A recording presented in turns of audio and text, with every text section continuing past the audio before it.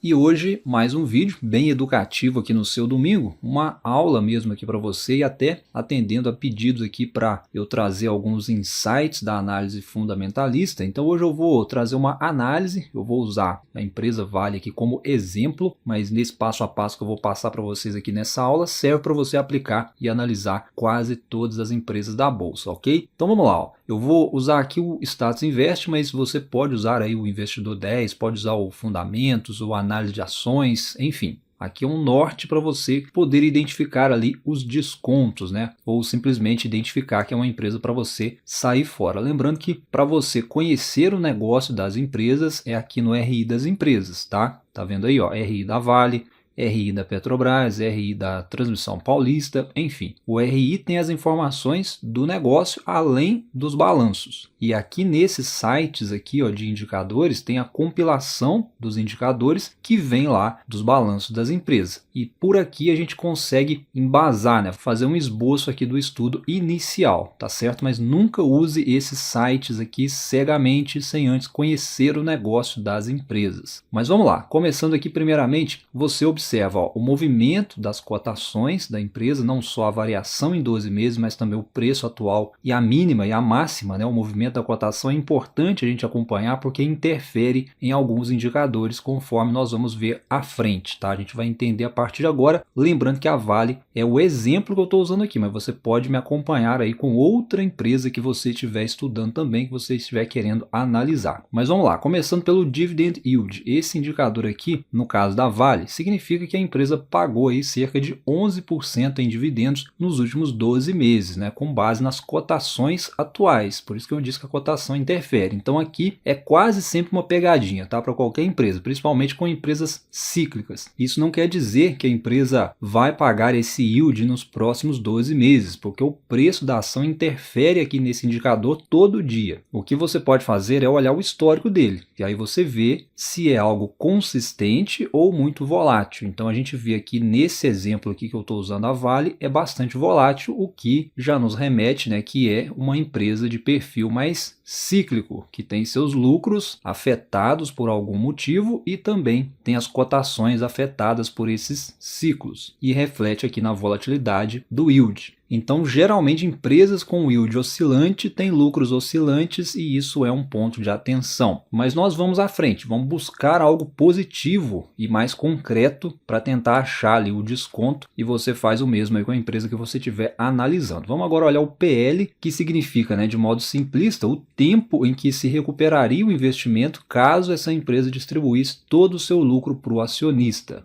Então, você olha aqui e pensa, talvez, né? Bom, 7,2 vezes, são 7 anos aí arredondando, né? É pouco tempo. Mas será que tem como ficar ainda mais barato? Ou será que pode ficar ainda mais caro? O que seria caro ou barato aqui nessa interpretação? Aí você abre aí para ver o histórico desse indicador e observe que ele está nos últimos 2 períodos entre 7,3 vezes aproximadamente. Mas aí você olha 2 períodos atrás e observe que já esteve bem mais descontado, né? Em 3,3 vezes, 4,4 vezes. Aí sim foi um baita desconto, né? E às vezes aqui nesse ponto o investidor pode pensar assim: eu não vou comprar agora, então eu vou esperar voltar para esses PLs aqui bem mais baixos e aí ficar esperando talvez até eternamente. Só que para voltar para esses PLs aqui, não necessariamente a cotação tem que cair, tá? Esse é o detalhe, mas sim o lucro da empresa que precisa aumentar. Se a cotação cair e o lucro não cair ou aumentar, aí sim, excelente. Mas entenda que você que gosta de olhar o PL aí para tomada de decisão, entenda que a lógica dele não é cotação caindo, mas sim lucro da empresa subindo. É isso que deixa esse indicador descontado. Por que a gente conclui isso? Olhando aqui para o lucro por ação. Veja que o PL descontado que a gente viu agora aí de 3, 4 vezes, foi porque o lucro por ação disparou naquele mesmo período. Olha só. Então é o que eu bato na tecla aqui. A ação descontada é a ação que aumenta o lucro. Quanto mais lucro, mais desconto. Só que você não pode ficar travado só nesse racional aqui também, porque senão você perde a oportunidade. Porque se você pensar só nessa linha aqui especificamente, nesse sentido a ação estaria cara, ou estaria ficando mais cara, porque o LPA está caindo e o PL está subindo. Nesse sentido, não é isso que eu quero. Então a gente precisa ir além para entender se o conjunto de fatores nos direciona para um desconto, nos direciona para uma boa empresa. E aí a gente pode olhar para o preço sobre valor patrimonial, que significa o quanto mais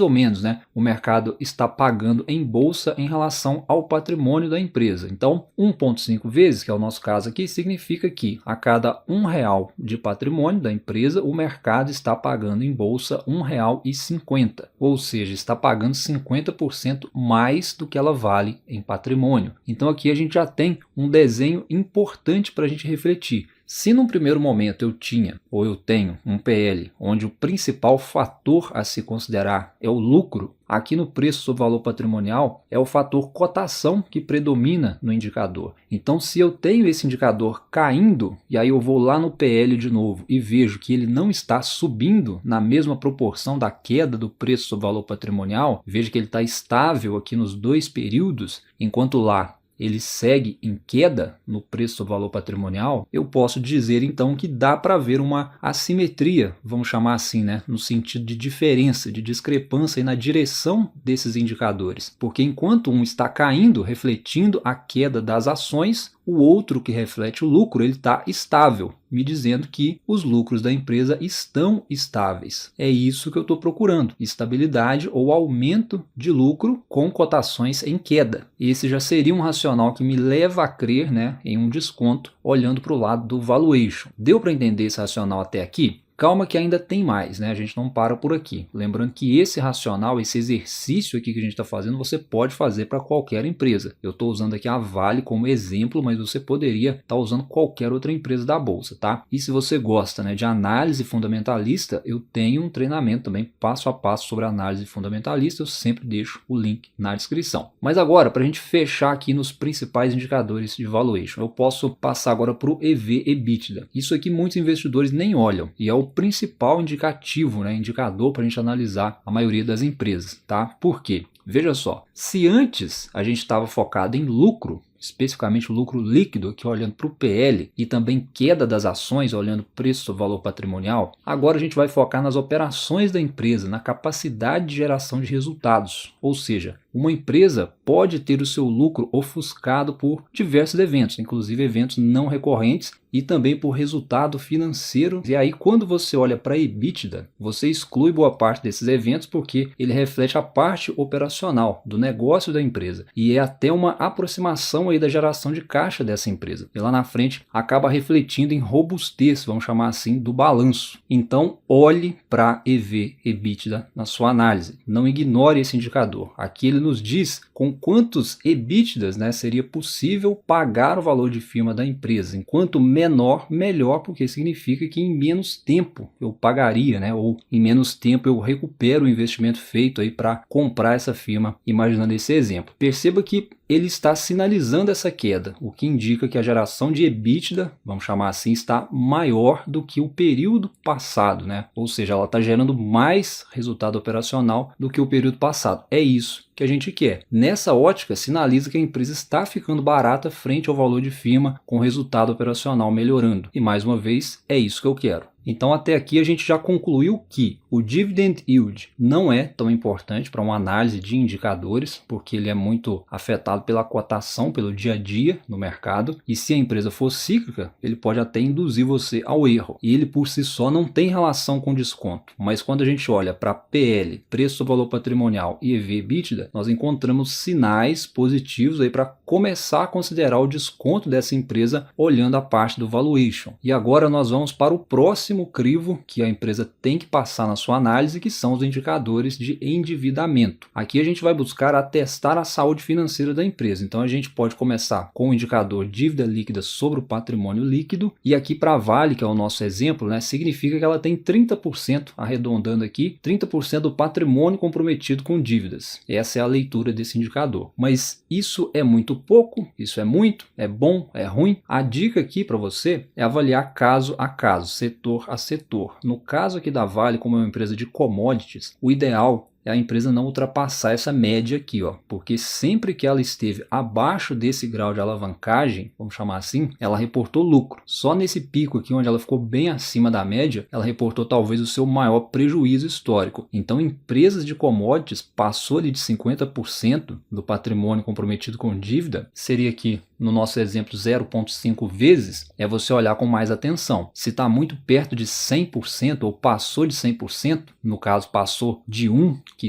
teria que estar aqui, né, o número 1, significando 100%, é um negócio de risco. Certeza que é. Ou você fica fora ou toma mais cuidado. Mas aqui para a Vale está tranquilo. Depois disso, a gente pode olhar para a dívida líquida sobre o EBITDA, que é a dívida líquida da empresa dividido pelo EBITDA. Ou seja, com quantos EBITDAs ela conseguiria pagar as suas dívidas. Dívida de curto prazo. Aqui no caso da Vale, ela não precisa de nenhum EBITDA cheio para isso. 70% de um EBITDA, arredondando aqui, ela já paga a sua dívida líquida se ela quiser. Então, é isso que eu quero. Empresa endividada lucra menos, porque ela paga mais juros. Empresa endividada é mais arriscada, geralmente não paga bons dividendos. E empresas de commodities, principalmente endividadas, é pior ainda, porque aumenta muito o risco ali de ter um prejuízo. Mas não é o caso aqui da Vale. Até agora a gente concluiu que ela não está endividada. E aí, para tirar a teima dessa questão da posição financeira, né, da robustez ali do balanço, eu posso olhar também para o indicador liquidez corrente. Aqui a gente pode atestar se a empresa tem um balanço sólido e seguro mesmo de fato, né? E até mesmo gerador de caixa, porque aqui leva em conta os ativos e passivos de curto prazo. Do lado dos ativos seria o caixa da empresa, contas a receber, né, que vira dinheiro no curto prazo, e o estoque também, que se ela vender, vira caixa ali imediato. Enfim, são disponibilidades ali no curto prazo, lembrando que esse racional aqui é para qualquer empresa, tá? Não é só para Vale. E isso, dividido pelos seus compromissos de curto prazo, né, as dívidas de curto prazo, gera aqui para nós a solvência da empresa, né, formada por esse indicador que a gente está analisando agora. Então, como ele está em 1,12, significa que para cada R$ 1 de dívidas eminentes da empresa, ela dispõe de R$ 1,12. Ou seja, ela paga e ainda sobra ali um dinheiro. Então, é uma empresa que tem liquidez. Não é uma baita liquidez, mas ela não precisa se alavancar, por exemplo, bruscamente aí para pagar algo inesperado que venha a surgir. A conclusão dos 3 indicadores aqui significa que ela tem gordura para queimar se caso for preciso. Então, até aqui a gente concluiu que é uma empresa que sinaliza um desconto no valuation, nessa primeira parte que a gente analisou, e esse desconto ele é embasado, né, ele é reafirmado olhando aqui para o balanço sólido que a gente atestou, avaliando os indicadores de saúde financeira. Lembrando que esse estudo, mais uma vez, você pode aplicar para encontrar o desconto, a saúde financeira da maioria das empresas da bolsa, tá? Mas ainda não acabou. Tem mais. Agora, depois disso, a gente pode olhar aqui os outros 2 indicadores também que são importantes, que atestam a margem de lucro operacional e lucro líquido do negócio, né? Que é o que sobra aí para a empresa depois da fritada dos ovos, vamos chamar assim, que é a margem EBITDA, que é EBITDA dividido pela receita líquida, ou seja, quanto maior o EBITDA, maior tende a ser a margem EBITDA. Significa que ela tem um negócio que gera lucro e também que ela consegue segurar ali seus custos de produção para não corroer as margens de lucratividade operacional. E aí, como que eu sei se essa margem é uma margem boa ou ruim? O ideal aqui é você comparar com outra empresa do mesmo setor. Eu prefiro olhar direto, né, esse indicador direto lá no RI da empresa, atualizado conforme o último trimestre. Então veja que no primeiro trimestre aí, né, de 2024, a Vale teve 41% de margem EBITDA. E a CSN Mineração, por exemplo, que é o mesmo negócio, teve 40% de margem EBITDA, ou seja, o negócio é idêntico, por isso a margem é semelhante. Então eu concluo com essa comparação que está normal, faz parte do negócio aí trabalhar com esse tipo de margem operacional. Então na sua análise, para você decidir se investe, por exemplo, em Vale ou em CSN, você tem que fazer esse processo todo que a gente está fazendo aqui com todos os indicadores e comparando, né, os indicadores de uma empresa com os indicadores da outra. Aqui eu fiz só com a Vale para você entender um pouco do significado deles e da relação com o balanço da empresa. Mas você só conclui se uma empresa é mais barata ou é melhor do que a outra comparando. E assim é válido para qualquer empresa da bolsa, tá? Não se apegue só em Vale, repetindo aqui apenas um exemplo. E por fim, a gente tem então a margem líquida para a gente analisar, que é a margem de lucro da empresa de fato, né? O lucro líquido dividido aí pela receita líquida. Então, depois de deduzido, né, todos os custos aí, né, as despesas operacionais para chegar no EBITDA, depois a depreciação e amortização até chegar no EBIT e depois os juros da dívida e impostos, a gente chega no lucro líquido, que dividido pela receita líquida gera para nós aí a margem líquida da empresa. Geralmente uma margem líquida considerada boa é acima aí dos 10%, mas para você saber se é boa ou não de fato para aquela empresa que você está analisando, aí mais uma vez tem que comparar com a do concorrente. Se a margem for parecida, é normal do negócio, igual a gente viu agora há pouco com a margem EBITDA. Se for uma margem muito discrepante, muito diferente, tem que analisar mais a fundo para saber lá no RI da empresa, porque talvez uma está pagando muitos juros e aí está perdendo margem de lucro, ou talvez a que está com a margem muito alta pode ter recebido algum não recorrente no seu balanço, né? Pode ser uma venda de algum ativo que ela fez ou alguma reversão tributária, por exemplo, algo que não tem a ver com o negócio. Isso acontece muito, tá? E aí acaba distorcendo os indicadores aqui e faz você cometer erro na sua análise. E por isso que essas questões você só vai conseguir descobrir no RI das empresas, onde tem essas informações detalhadas, e é por isso que eu repito, né? Os indicadores apenas, eles não são suficientes. Eles te dão um norte para você achar as brechas e os pontos fortes e fracos para você poder explorar lá no RI posteriormente. Eles não te falam de fato o que está acontecendo na empresa. Bom, mas aí antes da gente encerrar, talvez você vai analisar, por exemplo, uma empresa de crescimento. Não é o caso aqui da empresa de hoje. A gente está falando da Vale, não é uma empresa de crescimento, mas se você está querendo buscar por empresas de crescimento, é importante explorar também outros indicadores, como o ROIC, né, que leva em conta aqui já as dívidas da empresa, né? A gente mostra o quanto que essa empresa está conseguindo crescer com capital de terceiros. É um indicativo muito importante para avaliar ações de crescimento, assim como os indicadores de crescimento de lucros e receita propriamente ditos, né? E principalmente também não esquecer do EBITDA, porque talvez a empresa ainda não dá lucro, mas ela já gera EBITDA, ou seja, ela já tem resultado operacional. Para a ação de crescimento, são pontos importantíssimos para você estudar, tá? A fim de você encontrar boas oportunidades do mercado. Então, eu creio que seguindo um pouco aí dessa lógica, dessa metodologia, você já vai conseguir encontrar boas oportunidades na Bolsa de Valores, ou no mínimo aí você vai fugir das encrencas, tá? E se você chegou até aqui e quer aprender mais, se inscreve aí no canal, ative as notificações para você não perder os próximos conteúdos e a gente se fala em próximas aulas. Bons estudos!